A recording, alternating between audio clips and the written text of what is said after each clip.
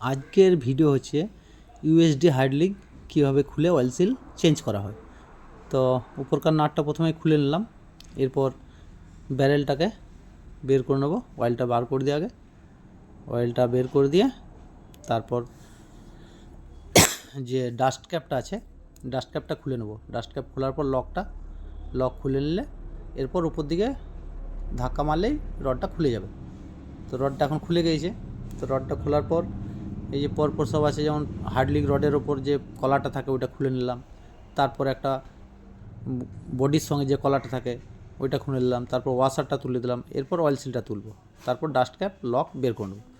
তো এই রডটা আগে কেউ খুলে অয়েল সিল চেঞ্জ করেছে, তো রডে দাগ ফেলিয়ে দিয়েছে, মনে হয় হাতুড়ি দিয়ে ঠুকে রডটা অয়েল সিলটা বসিয়েছে। এই যে ওয়াশারে দাগ আছে, ঠুকে বসিয়েছে। তো ভাই আপনারা এই 2-4 পয়সার জন্য এই রডগুলো নষ্ট করবেন না, কাস্টমারের অত বড় ক্ষতি করবেন না, কেন 3-4 হাজার টাকা দাম রডটার।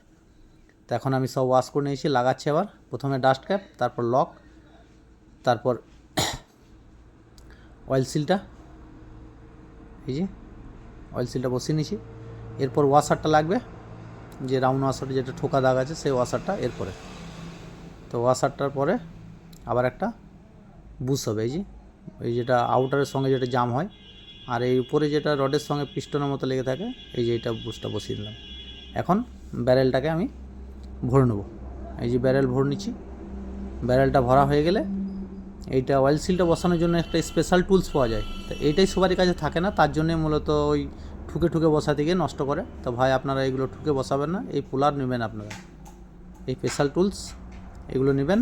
একদম কত ইজিভাবে লেগে যায় দেখুন। এখন আমি লাগিয়ে নিচ্ছি, এবার এটাকে ঠুকে অয়েল সিলটা বসিয়ে দেবো। তো অয়েল সিলটা বসে গেল। এখন আমি কুলারটা খুলে নিয়ে লকটা লাগিয়ে দেবো। লকটা লাগানো হয়ে গেলেই উপরকার ডাস্ট ক্যাপটা একবার লাগিয়ে দেবো।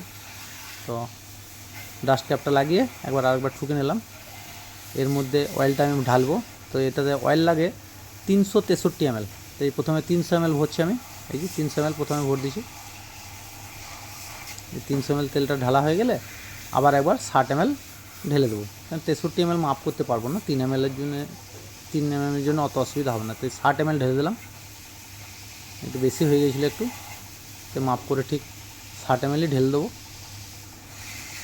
তো অয়েলটা ভরা হয়ে গিয়েছে। এখন উপরকার নাটটা, এখানেও একটা রেঞ্জ থাকে এক্সট্রা, আলাদা রেঞ্জ, তারপর 22 নম্বর ডাল দিয়ে দুটোকে ধরে টাইট করে নেবো। টাইট হয়ে গেল। এখন এবার নাটটাকে আমি 22 নম্বর ডাল রেঞ্জ দিয়ে টাইট করব। টাইট হয়ে গেলে হাইড্রোলিকের কাজ কমপ্লিট। এবার আমি গাড়ির মধ্যে ফিটিং করব।